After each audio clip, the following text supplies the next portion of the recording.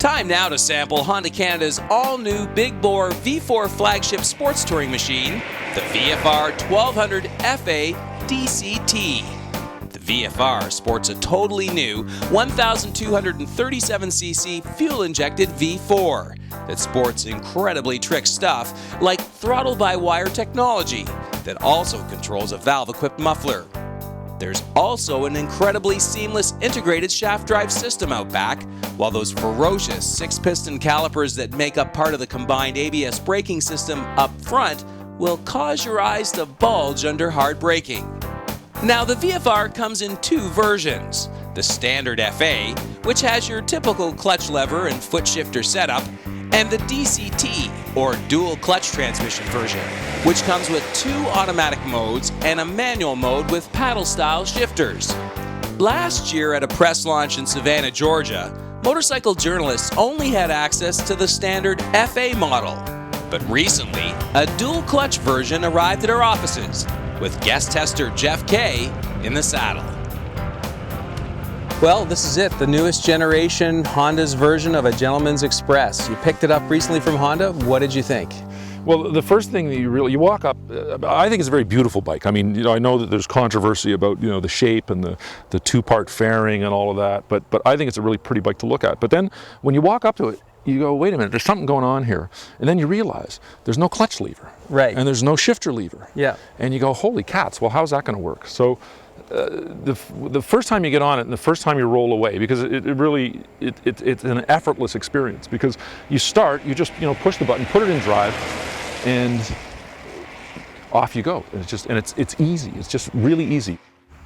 Well, let's talk about that V4 engine, because Honda says now they're going to be known for V4s. That's their signature engine. What did you think of that motor? Again, I go back to the word effortless. I mean, you're on the highway, and no matter sort of what speed you're at, no matter what the revs are at, you grab a handful of throttle and it's there. Right. At 120K theoretically on the highway, you do a 3 count to grab a handful of throttle just to see what the acceleration's like, and inside of 3 seconds, a picture of Julian Fantino starts flashing on the digital screen. So it's very smooth. The torque is phenomenal.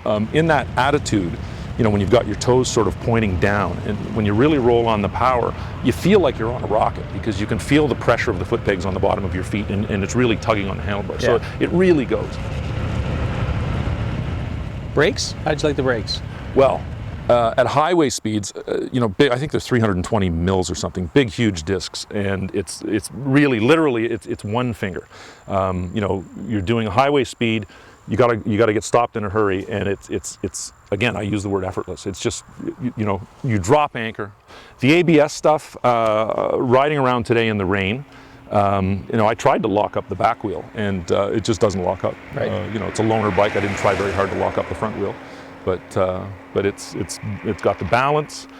You have the confidence in a gentle curve that if you have to take a little bit of speed off, you can kind of gently work the front brake, and you don't get that kind of twitchy, terrifying feeling that something bad's going to happen.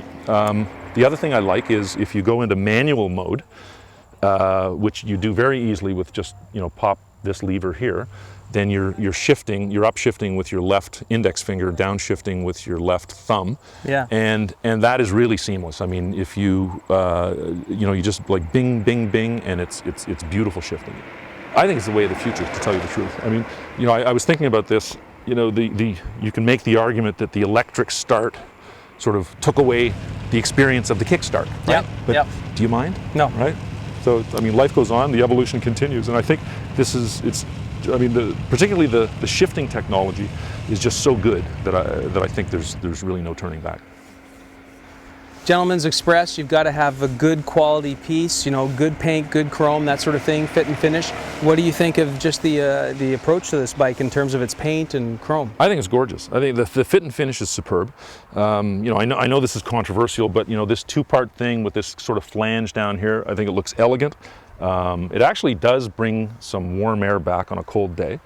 The hard cases, nice, functional, turn the key, pop the lever, lots of room there. It looks, you know, it looks modern, but it doesn't look too extremely over-designed, you know. Right. So I mean, I think it hits the spot really nicely. Who's going to buy it? Who do you recommend it to? The weekend touring crowd, I think. You know, like it's a, you know, sport touring, but again on the side of sport bike. For the rides of, you know, under 4 hours on interesting roads, I think this is a beautiful bike for that. Well, listen, we had some of that today. I'm sorry we had to put you through the car wash, but it was worth it. I really wanted to see what this bike would be like in the bad No, you know weather. what? It was a pleasure to ride, and I don't mind the rain. I mean, it's a great bike in the rain too. Good job, Jeff. Okay, it was a pleasure. Thanks.